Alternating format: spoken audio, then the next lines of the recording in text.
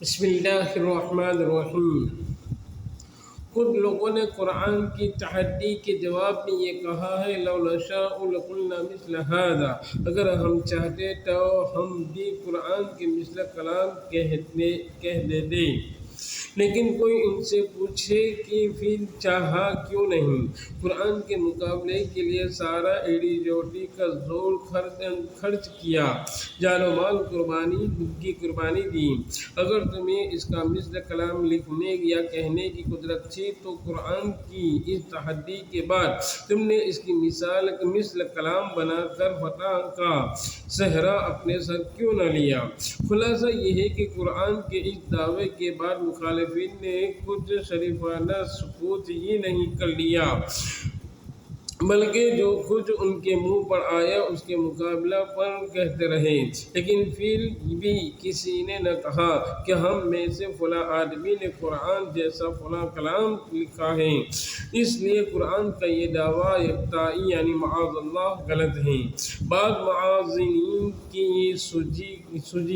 کہ حضرت صلی اللہ علیہ وسلم جو قبل از نبوت چند روزہ کے لیے ملک شام تشریف لے گئے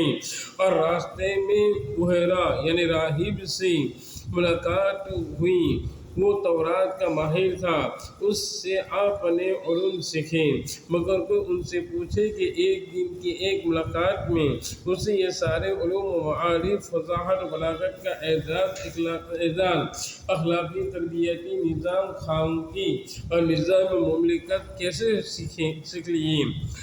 آج کل کے بعض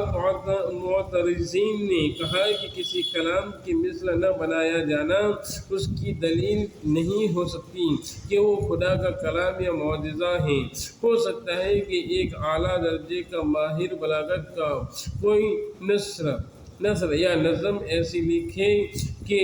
دوسرے آدمی اس کی نظیر نہ لا سکیں۔ سعدی شیرازی کی گلستہ فیضی کی تفسیر بے نقطہ کو عام طور پر بے مثل بے نظیر کتابیں کہا جاتا ہے، تو کیا وہ بھی معجزہ ہیں؟ لیکن اگر ذرا غور کریں تو انہیں معلوم ہوگا کہ سعدی اور فیضی کے پاس سامان تعلیم و تعلیف کس قدر موجود تھا، کتنے عرصہ تک انہوں نے تعلیم حاصل کی، برسوں مدرسوں میں پڑھے رہے،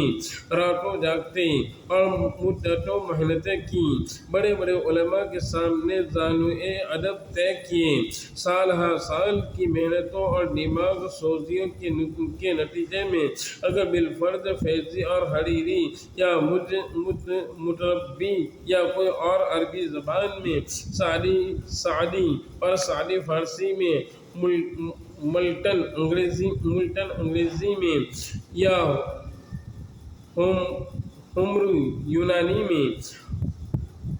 ہومر یونانی میں یا کالیداس سنسکرت میں ایسے ہوئے ہیں کہ ان کلام کے دوسرے کلام سے فائق ہو گیا تو کوئی تعجب کی بات نہیں۔ معجزہ کی تعریف تو یہ ہے کہ وہ اسباب متعارفہ کے توسط کے بغیر وجود میں آئی۔ کیا ان لوگوں کی باقاعدہ تحصیل علوم، استادوں کے ساتھ طویل ملازمت اور صحبت، وسیع مطالعہ، مدتوں کی مشتاقی اور ان کی علمی مہارت کے کھلے ہوئے اسباب نہیں ہیں؟ اگر ان کے کلام دوسروں سے ممتاز ہوں تو اس میں تعجب کی کیا بات ہے؟ تعجب کی بات تو یہ ہے کہ جس نے کبھی کتاب و قلم کو ہاتھ نہ لگایا ہو، کسی مدرسہ و مکتب میں قدم نہ رکھا ہو، وہ ایسی کتاب دنیا کے سامنے پیش کرے کہ ہزاروں سعدی اور لاکھوں فیضی اس پر قربان ہو جانے کو اپنا سرمایہ فخر سمجھیں، اور ان کو جو کچھ علم و حکمت حاصل ہوئی ان کو بھی آپ ہی کے فیض تعلیم کا اثر قرار دیں۔ اس کے علاوہ سعدی اور فیضی کے کلام کے مثل پیش کرنے کی کسی کو ضرورت بھی کیا تھی؟ کیا انہوں نے نبوت کا دعویٰ کیا تھا اور اپنے کلام کے ہم مثل کی